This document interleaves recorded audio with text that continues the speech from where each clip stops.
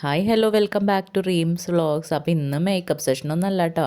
ഇന്ന് ഞാൻ രാവിലെ അമ്പലത്തിലേക്ക് പോവാണ്. അപ്പോൾ അതിൻ്റെ ഒരു ചെറിയൊരു ഒരുക്കമാണ് ഈ കാണുന്നത്.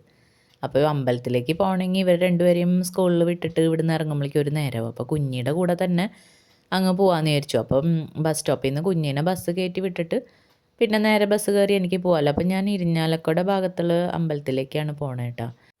പിന്നെ ഞങ്ങൾ എന്നും അവിടെ ബസ് കാത്തുക്കുമ്പോൾ കാണുന്ന ഒരു ബസ്സാണ് കേട്ടോ, ചാലക്കുടിയിൽ നിന്ന് മലക്കപ്പാറയ്ക്ക് പോണ നമ്മുടെ KSRTC ബസ്. അപ്പോൾ ഈ ഒരു ബസ്സിൽ നമുക്ക് മലക്കപ്പാറ വരെ ഒരു വൺ ഡേ ട്രിപ്പ് അടിപൊളിയായിട്ട് എൻജോയ് ചെയ്ത് പോയി വരാൻ പറ്റും കേട്ടോ, ചെറിയൊരു കോസ്റ്റിൽ തന്നെ.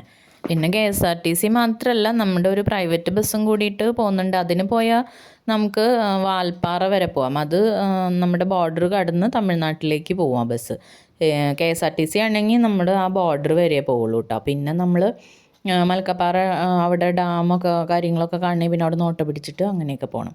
അപ്പോൾ ഒരു വൺ ഡേ ട്രിപ്പൊക്കെ പോകാനാണെങ്കിൽ അടിപൊളിയായിട്ട് പോയി വരാം. എനിക്ക് തോന്നുന്നു ചാലക്കുടിയിൽ നിന്ന് മലക്കപ്പാറയ്ക്ക് ഒരു 4 ബസ്സെങ്കിലും ഒരു ദിവസം, 4-5 ബസ്സുണ്ട് ഒരു ദിവസം. അങ്ങനെ ഞങ്ങൾ കുറച്ച് നേരം അവിടെ വെയിറ്റ് ചെയ്തപ്പോഴേക്കും കുഞ്ഞിയുടെ ബസ് വന്നു കേട്ടോ. അപ്പോൾ കുഞ്ഞ് ഇതേ പോയി.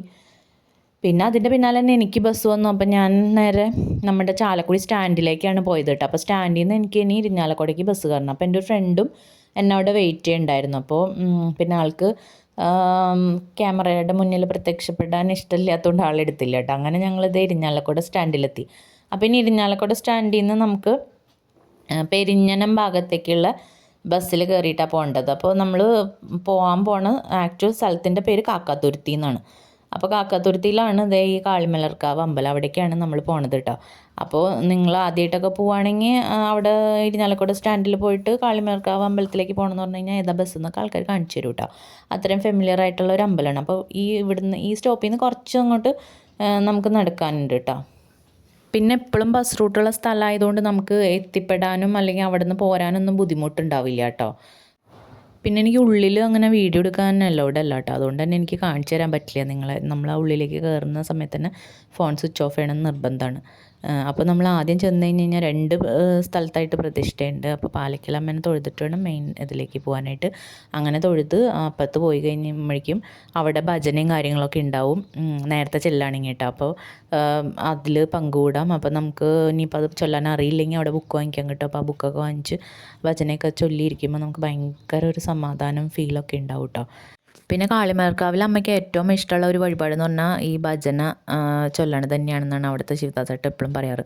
അപ്പോൾ ഞാൻ മെയിനായിട്ട് അതിൽ പങ്കെടുക്കാൻ തന്നെയാണ് പോവാറ് കേട്ടോ. പിന്നെ അവിടെ പലതരത്തിലുള്ള വഴിപാടുണ്ട്, അതൊക്കെ നിങ്ങൾ ഒരു പ്രാവശ്യം ചെല്ലുമ്പോൾ നിങ്ങൾക്ക് മനസ്സിലാവും. അപ്പോൾ അതിൽ ഇഷ്ടമുള്ളവർക്കാണെങ്കിൽ അതൊക്കെ ചെയ്യാം, അങ്ങനെയൊക്കെ ഉണ്ട്. പിന്നെ ഞാൻ നവരാത്രിയുടെ സമയത്ത് പോയപ്പോൾ എടുത്ത വീഡിയോ കേട്ടോ. അപ്പോൾ അത് കുറേ ലേറ്റായി പോയി ഇടാനായിട്ട്.